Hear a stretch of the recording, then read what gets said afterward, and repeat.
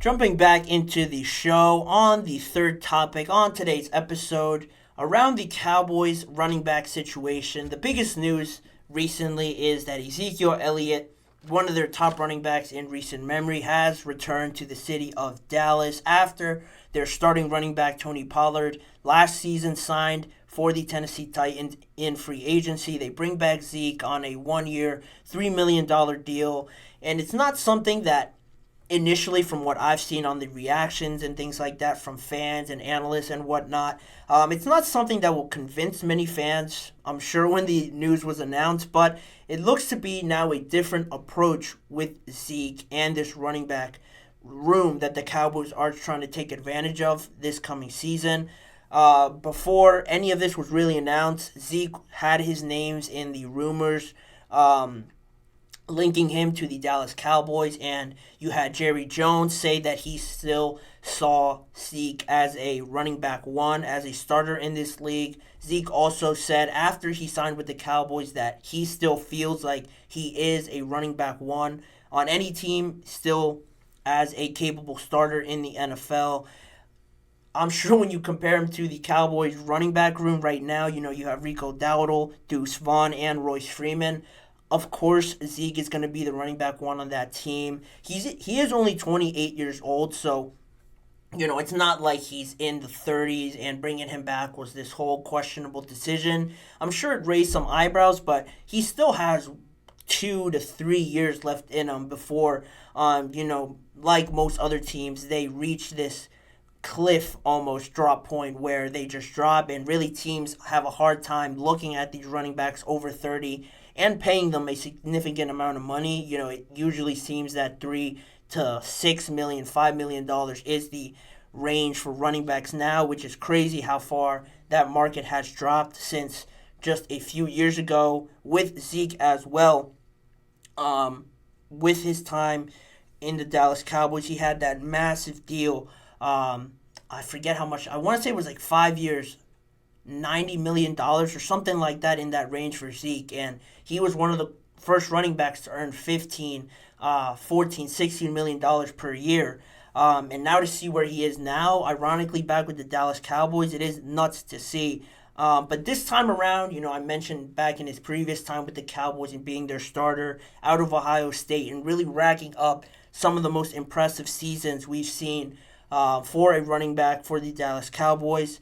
Now he comes back, and there is a bit of a shift now that the Cowboys, I believe, and that they've said they view with this whole experiment now with Zeke coming back. Specifically, Will McClay, the Cowboys vice president of player personnel, was the latest person to add and address Zeke's return, saying that Ezekiel Elliott still does a lot of things that a lot of starting caliber running backs still do. He still shows the ability, is still there within him. So they feel comfortable with having Zeke lead this new running back room, this young, inexperienced room. But more specifically, he did open the door to this running back by committee approach by saying, I think the running back position this day and age is not that old school one guy as the lead back and the others fill in. It's a group by committee. What he'll add to the group, we're excited about it. That's what Will McClay said on not just Zeke, but this entire room that it seems like they're really embracing. And not to say that they're settling with just bringing in Zeke and, that's it, that's what we're going to do. I'm sure fans and other analysts would like them to make another move to bring in more talent to that position, maybe a younger running back to kind of complement Zeke and still have that sort of idea of a running back by committee, because I can understand it. Nowadays, you see the Steelers, the Detroit Lions, the Cleveland Browns, almost to an extent with Nick Chubb and Kareem Hunt. You had Jahmyr Gibbs and David Montgomery. I just talked about Najee Harris and Jaylen Warren. All those groups of running backs have had a lot of success, specifically last season. All those teams made the playoffs and had very impressive running games, that 1-2 punch that now seems that the NFL is trending towards. But Dallas really hasn't fell into that group as of late. It's usually been a one-guy sort of show with the other guys ironically filling in, like Will McClay said that they're not trying to do. That's sort of been the trend in Dallas these last few years. You look at Tony Pollard, he had Rico Dowdle come in a few times and spot him. Before that, you had Zeke, and then you had Tony Pollard kind of come in and spot him. He impressed a lot more than Rico Dowdle did, so the Cowboys felt that they could move on from Zeke. And before that, you had guys like DeMarco Murray as well, having great season with them, really just being that workhorse running back, racking up all the yards, all the stats that really brought him into this spotlight of the National Football League as one of the top guys. That's really been their MO recently for the Cowboys, just riding the coattails of this one running back. So seeing them transition, it makes sense. I can be open to it, but they haven't really done it yet. And the guys that they have in the running back room is one of the biggest questions I have. How much trust do you have in Deuce Vaughn? Rico Dowdle, I guess, probably the most since you saw some of him last year, but you have Royce Freeman in there now as well. Not really been in the Dallas Cowboys locker room, hasn't really seen how it all operates. Of course, people hear about it, but once you're in there, I think it does come as a shock to a lot of people. So how does he adjust to that? And having this lead running back, having Zeke as your lead running back, how much confidence you have in him to have him produce behind this offensive line that I can't fail to mention have lost some pieces. Of course, they drafted some just last week in the NFL draft, but it's still a lot of moving pieces on the offensive line, especially. You always have to deal with injuries. You can't plan for it, but that's something you have to keep in mind. And you look at Zeke, if he is going to be your lead running back, his carries and his yards have decreased every season from the past 5 seasons. He's coming off a year when he only had 235 carries, 4 or 5, or not 5 touchdowns, 5. He only had 5 starts for the New England Patriots in 2023, and only 235 carries for them as well. That is hard, at least for me, to convince me that he's going to be your lead back, and then you're going to have some of these other guys come in and have this 1-2 punch with a older running back that isn't really riding any momentum coming back to Dallas, and these young, inexperienced guys that haven't really proven to be number ones or even number 2 running backs in the league so far. So how they make it work with the offensive line and piecing that together, trying to find other weapons outside of CeeDee Lamb, it all has to work out perfectly, I believe, for this to seem pretty efficient, at least to the level they showed last year. You had Tony Pollard in there in his second year, now stepping in as the starter. The offensive line was still pretty much together. CeeDee Lamb broke out and had a great year. Now teams are going to be prepared for it a little bit, try to take that away. And how does Zeke and this running back group try to take advantage of that? More people in coverage, not as loaded as a box as they have seen in the past.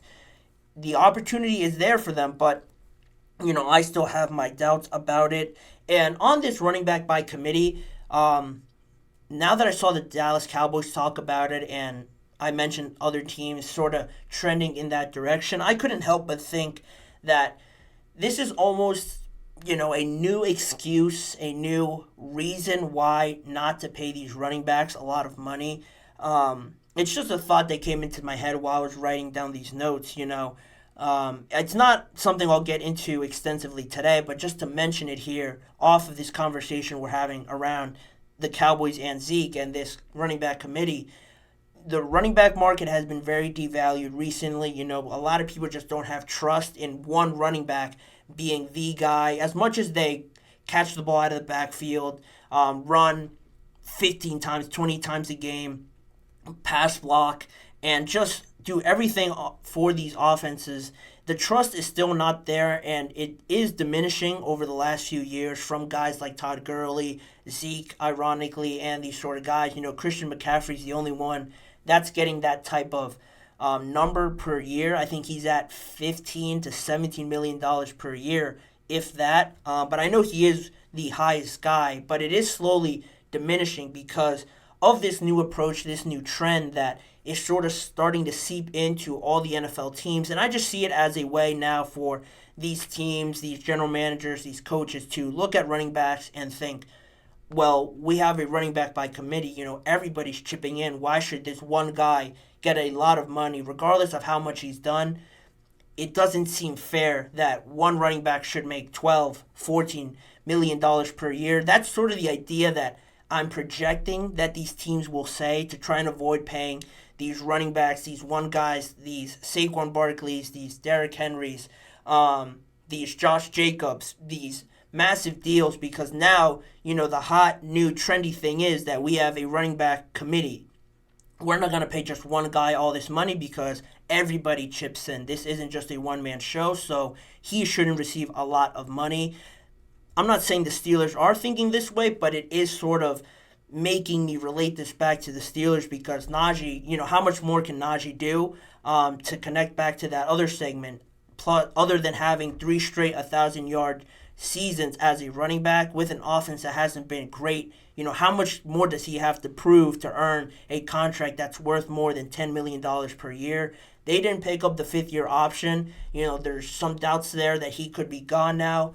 With Jaylen Warren in there, I'm sure people think that the Steelers could just bring in another running back because they found somebody in Jaylen, and it seems easy to just plug in and plug out these running backs ongoing, back after back in the NFL. And I just think this new idea of a running back committee is really not helping the running backs as much as it is benefiting these teams.